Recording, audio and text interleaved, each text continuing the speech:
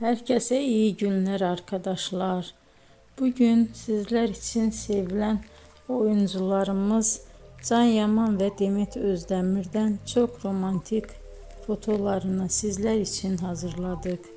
Onlar Erkenci Kuş dizisinde başrolları paylaşmış ve sevgili olmuştular.